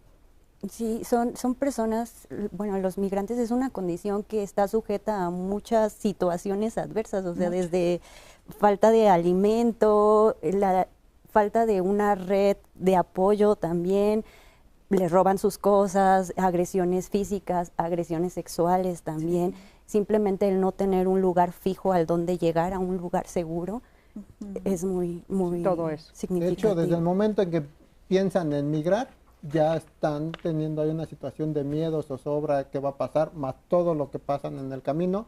Y me gustaría sumar a las alternativas que preguntabas sobre qué puede hacer la gente. Actualmente la tecnología también tenemos que aprovecharla, y ya hay apps que nos ayudan como tal para situaciones de manejo de ansiedad. Estas apps ya están muchas aprobadas, pero sí ya hay como técnicas, por ejemplo, de relajación, técnicas de mindfulness. Para las personas que no saben qué es una app. Son aplicaciones que podemos descargar, como cuando hacemos la Bancanet o la banca móvil, que descargamos exactamente una aplicación donde podemos hacer todos estos trámites del banco o trámites de alguna institución. Entonces, estas aplicaciones se descargan desde el celular y podemos como entrar ahí. Y ¿Cómo se buscaría? ¿Qué buscarías tú? Como tal, bueno, como tal Play Store, buscaría app Salud Mental. Salud Mental. Así es. O app incluso también para personas que viven con adicciones, porque también el trastorno por estrés postraumático está relacionado con las adicciones. ¿De qué manera? Disminuye su ansiedad. Muchas personas consumen sustancias para disminuir la ansiedad, esta zozobra, estos miedos. Provocada. Así es, ¿no? Entonces, por eso la importancia de buscar estas alternativas, sí practicar yoga, meditación, mindfulness, entre otras. Buscar, por ejemplo, ahorita que lo decías, se me ocurre también música, ¿no? Hay música que también ayuda, que ayuda a relajarse, que ayuda a alcanzar diferentes estados de conciencia para estar más tranquilos, etcétera. Adelante, Dianita. Voy a leerles otro testimonio que nos han hecho llegar, en verdad muchísimas Muchísimas gracias por la confianza. Este es de Alberto González y nos dice, yo he sufrido estrés postraumático. Fui víctima de una agresión con machete afuera de mi casa. La afectación psicológica fue estrés postraumático, que es lo peor que le puede pasar a una persona. Es tener apachurrado el corazón todo el tiempo sin poder llorar, aunado a un miedo constante. Soy muy fantasioso y le empecé a tener miedo a la noche. No podía estar afuera de mi casa de noche y estando en la calle, si veía que era tarde, yo corría a refugiarme a mi casa. Vivo en el campo sin alumbrado público. Estando en casa no podía ni siquiera abrir la puerta por temor que me jalara a la oscuridad, donde habitaban monstruos. También empecé a disociarme y sentía que mi yo se desvanecía. No soportaba ver cuchillos, utensilios cortantes y sangre. Me ha costado mucho trabajo salir adelante y sanar mi mente, emociones y cuerpo. ¿Cuánto se tarda una persona más o menos si se atiende? ¿Cuánto tiempo se tarda en poder empezar a integrarse a la vida? Bien, ahorita que esa es la pregunta, ¿cuánto se tarda una persona? Pensé que te ibas a referir a cuánto se tarda una persona en buscar ayuda, que también es un problema. Yo creo que es un problema mayor porque hay personas que tardan hasta 20 años, 30 años en buscar ayuda, recibir un diagnóstico incluso, ¿no? Ya sea psiquiátrico, psicológico, sobre todo. Qué triste, ¿no? Porque la gente tiende a buscar otras alternativas que, y como decía el doctor Marco, justo a veces consumimos sustancias o vamos a platicarlo con alguien y sentimos alivio y pensamos que con eso se resuelve. Pero los tratamientos basados en evidencia, sobre todo enfocados en trauma, pueden variar, ¿no? O sea, como tú decías, no es una cuestión de 2 sesiones, no hay un número exacto de sesiones, pero un promedio de terapia cognitivo-conductual va desde las 16 semanas hasta 1 año, 2 años. Pero bueno, obviamente hay otras comorbilidades o nos referimos a otros trastornos, otros padecimientos que a veces pueden limitar y pueden retrasar un poco como el progreso, ¿no? Entonces, cuando alguien, el 80% de las personas que tiene trastorno de estrés postraumático tiene o trastorno de depresión mayor, o consumo de sustancias, trastorno límite de la personalidad, etcétera. ¿Alguien más que quiera sumar?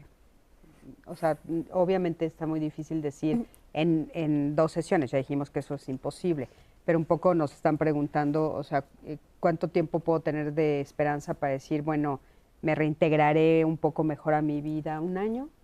¿2 años?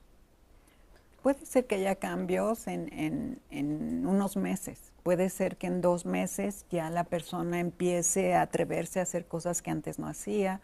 Puede ser que ya se sienta mejor, que pueda dormir mejor. Puede ser que haya cambios paulatinos poco a poco. Y bueno, se da la alternativa de que si en un momento dado lo dan de alta al año y tiene otro evento que en un momento dado reactiva, pues reciba de nuevo ayuda. Claro, porque aparte, bueno, una persona que ya lo vivió ya se sabe que es vulnerable a poder volver a caer en otro episodio de trastorno de estrés postraumático, ¿no?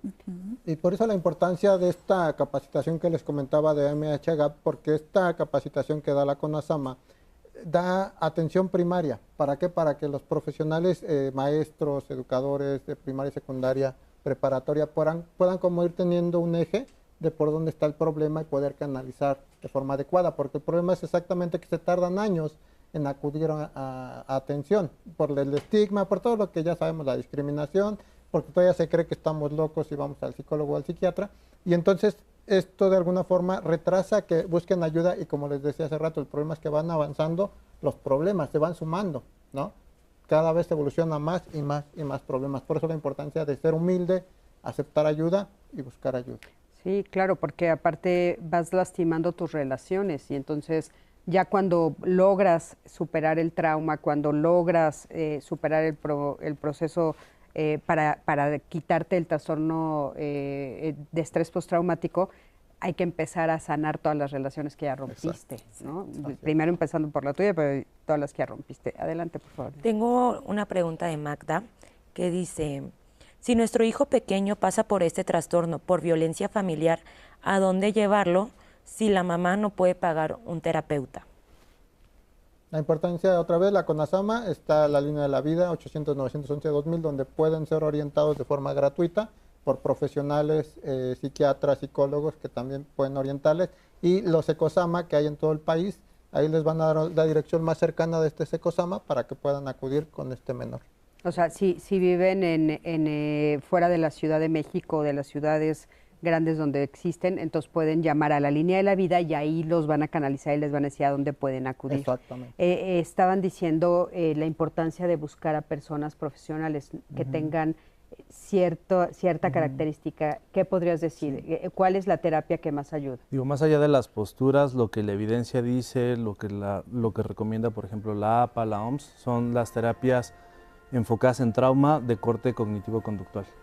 Enfocadas en trauma Ajá. y de corte cognitivo-conductual. Así es. O sea, aunque también ya dijimos que lo importante es la relación con la persona, porque aunque estés en eso, si no haces clic con el terapeuta, puedes buscar otra alternativa que es muy importante, pero bueno, que trabaje en trauma y cognitivo-conductual, muy importante. Y para el pequeño, bueno, está el Hospital JN Navarro, que está en San Fernando, es público, puede ir y pedir informes. Que yo sepa, hay grupos para niños cuando hay situaciones también violentas.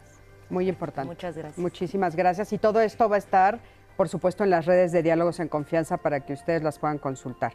Vamos a un corte, quédate con nosotros. Estamos aquí en Diálogos en Confianza.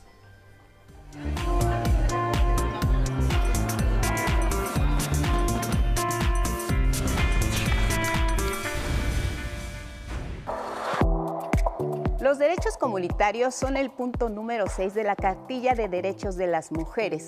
¿Y por qué están incluidos en este documento? Porque es muy importante saber que independientemente de donde vivas, en una zona rural, en una zona urbana, en una ciudad, tienes derecho a los servicios públicos. Hablamos de electricidad, hablamos de agua potable, hablamos del manejo de la basura. Sin estos servicios, ¿quiénes son las principales afectadas? Nosotras las mujeres, porque somos una parte importante de la comunidad.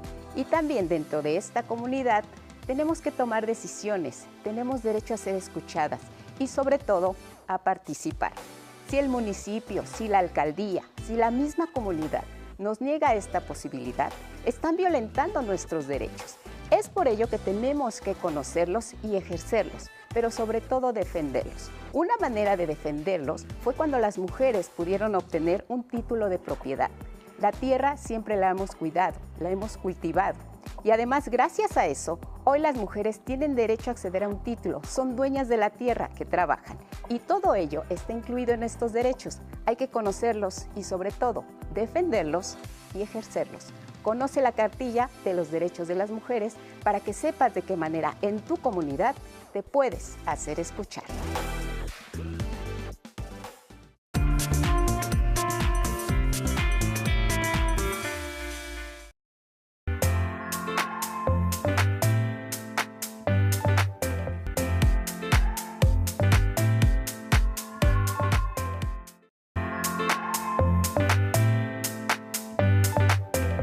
Desde la perspectiva psiquiátrica, el trastorno de estrés postraumático se va a caracterizar por la presencia de miedo intenso y angustia intensa que se presentan después de haber experimentado un evento traumático severo. De hecho, para que nosotros hagamos el diagnóstico, se requiere que los síntomas estén presentes al menos un mes después de que este evento haya ocurrido. Un trauma es esa vivencia que tú tienes ante una experiencia sumamente difícil de manejar y claro, cuando tú eres vulnerable, se queda esa experiencia, esa vivencia de una manera en que te empieza a bloquear, te empieza a cambiar tus conductas y pensamientos. El estrés, todos podemos vivirlo, pero el estrés postraumático es alguien que pasó por un trauma que le está generando problemas en su vida y dura al menos un mes. El estrés postraumático puede convertirse en un estrés agudo, puede convertirse en depresión, en ansiedad, en riesgo suicida, ¿no? Los problemas van evolucionando conforme estos traumas van reexperimentándose y van creciendo. En estas situaciones de violencia familiar que se vive desde muy pequeños, desde la infancia, es importante mencionar que el estrés postraumático en esas situaciones puede incluso hasta modificar la personalidad de ese individuo. Los síntomas pueden ser desde cambios a nivel cognitivo, cambios a nivel emocional. Y ¿qué quiere decir reacción. A nivel cognitivo? A nivel cognitivo es cómo la persona se empieza a ver a sí misma al mundo, ¿no? Empieza a ver al mundo como peligroso, como un mundo impredecible, ¿no? Entonces, la persona, digamos, puede estar como alerta en la mayoría del tiempo. Hay un antes y un después. Primero, hay personas más vulnerables, más sensibles, que si viven un evento pueden desencadenar un trastorno por estrés postraumático. Hay personas que tienen menos vulnerabilidad y de alguna forma, a pesar de que vivieron violencia, son resilientes y no generan un trastorno por estrés postraumático. El trauma se presenta como tal o como trastorno de estrés postraumático TEP. Justo los síntomas son muy marcados después de un mes y justo entorpecen la vida, ¿no? Realmente el estar tenso todo el tiempo no te permite fluir.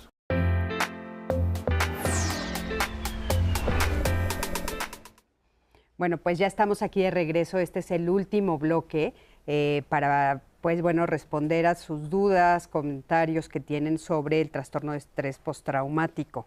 ¿Y tienes algunas preguntitas, Nenta? Sí, Cris, tengo, bueno, más que preguntas, tengo un par de testimonios. Clau nos escribió y nos dice, hace poco fui diagnosticada y le comenté a mi psiquiatra que mi violador no tenía forma física, creía que era un monstruo. Hay varias lagunas en mi recuerdo, lo cual hemos dicho que también puede llegar a ser muy común cuando sufres de un estrés postraumático, ¿no? Macar nos dice, hace unos días a mí me robaron mi celular y mi cartera sin darme cuenta. Después de ese día yo tengo mucho miedo, ya que pienso que por mi información, fotos y credenciales con dirección, pienso que me están siguiendo a mi familia, me están siguiendo a mí y a mi familia.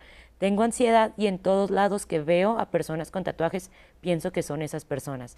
Siento que me falta el aire y empiezo a temblar. Esto de las lagunas, ¿nos los puedes explicar? ¿Sí? O sea, dice, para mí es un monstruo, o sea, o es algo que no alcanzo a ver. ¿Qué pasa ahí? Okay. Es frecuente que cuando experimentamos un suceso así de grave, el cerebro, como una forma de protegernos, también es como ir cortando esos recuerdos. Puede estar desde el recuerdo cortado, el recuerdo borroso, pero incluso puede uno perder el recuerdo por completo.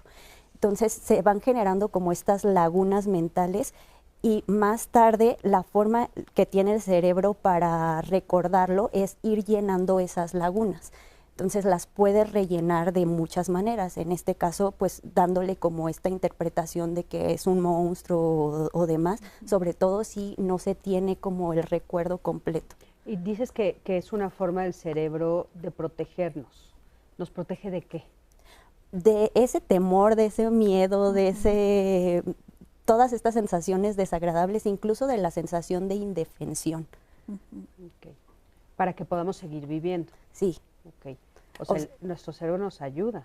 Es la forma que tiene de ayudarnos a continuar, pero de alguna manera, o sea, sí nos protege, pero también nos afecta, porque no nos permite reelaborar ese trauma, que es un paso necesario para sanar.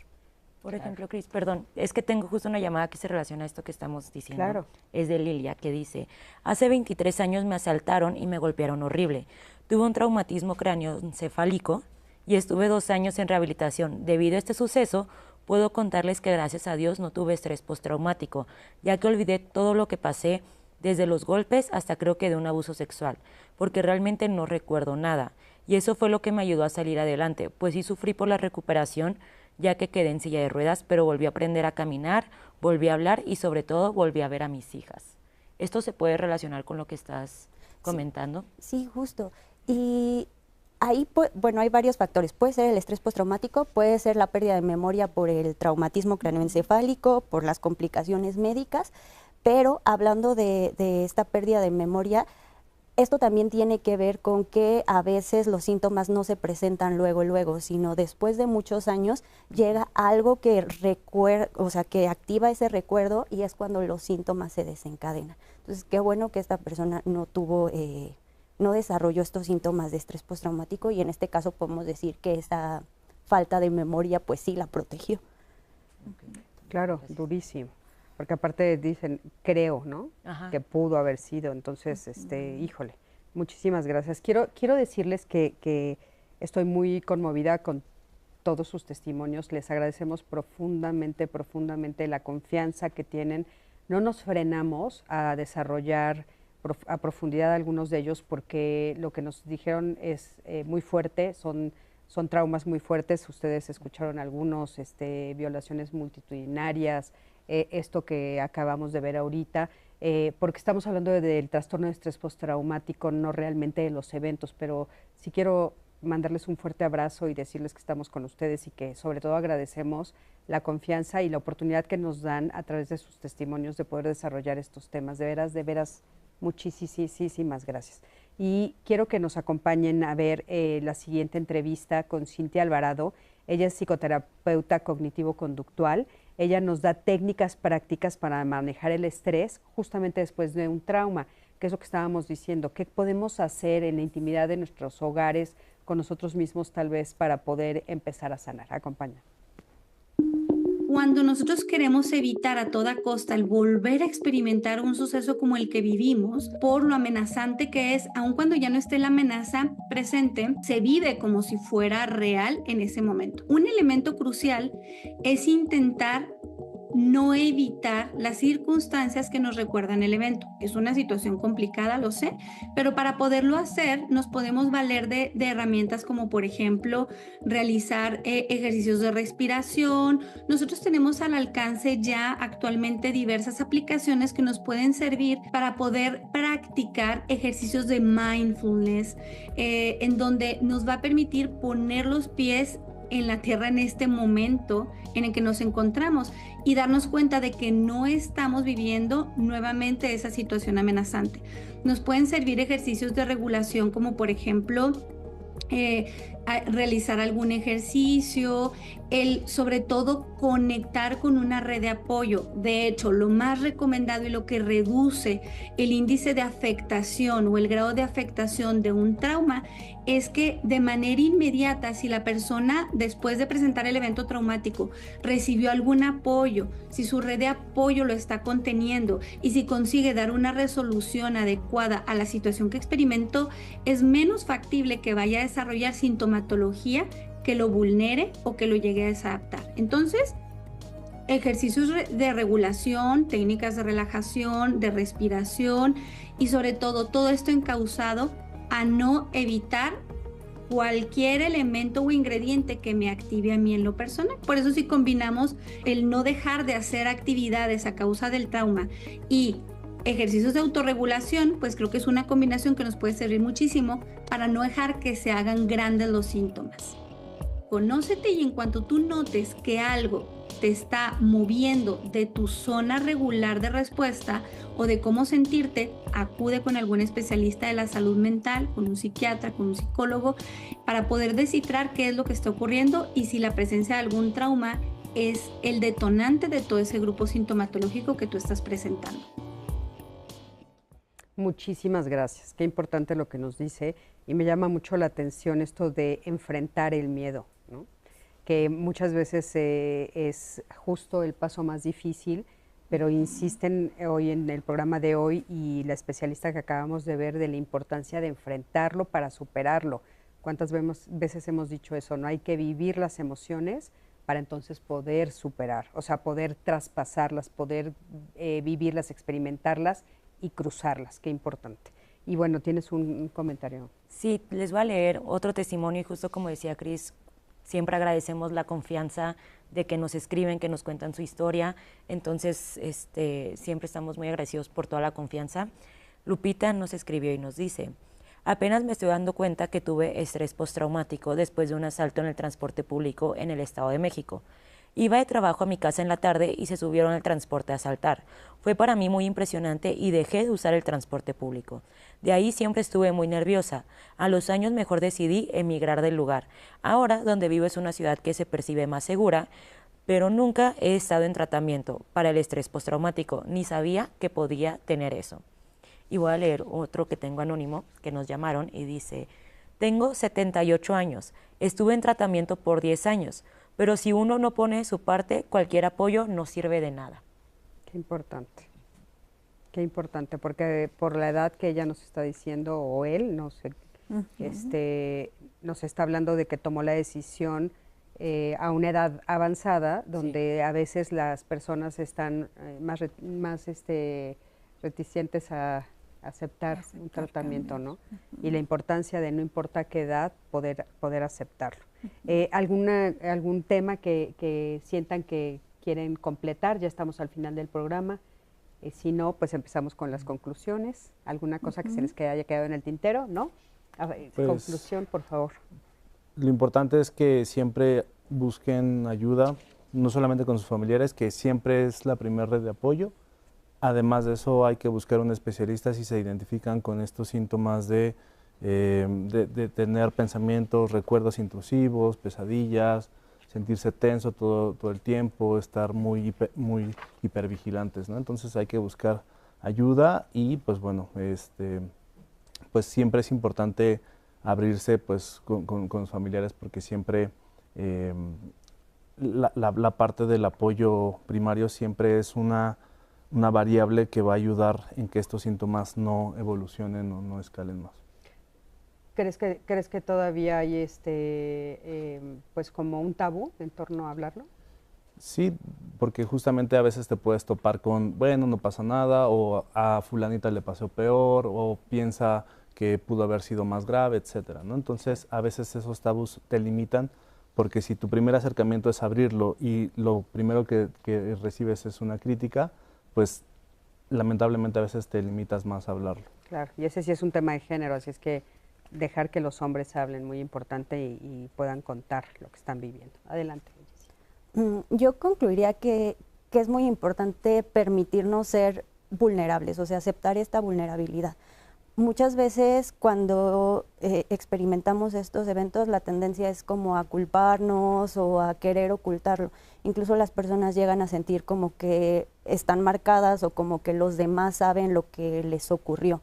Entonces yo diría que lo más importante es atreverse a abrazar esa vulnerabilidad, que al final somos seres humanos y todos estamos expuestos a estas situaciones, a cualquiera de nosotros nos puede pasar, pasa más de lo que nos imaginamos y es muy importante saber pedir ayuda. Muchísimas gracias. Adelante. Bueno, yo comentaría de que cualquiera puede vivir un evento traumático y nuestro cuerpo reacciona. Nuestras emociones se alteran y eso afecta el funcionamiento cerebral. Entonces el cerebro también se puede enfermar. Entonces tenemos que atender, y en la familia, en el entorno familiar, hay que hablar más de salud mental. Porque normalmente si alguien se siente mal, ay, ya, duérmete y ya no me digas. O vete a dar la vuelta y regresas. No, hay que hablar qué te pasa, qué sientes, cómo es de que no puedes dormir, vamos a ver al médico, hay que hablarlo en casa. Claro, muchísimas gracias. Adelante. Pues básicamente el amor y la compasión son partes fundamentales para que podamos realmente disminuir la probabilidad de que se dé el trastorno por estrés postraumático.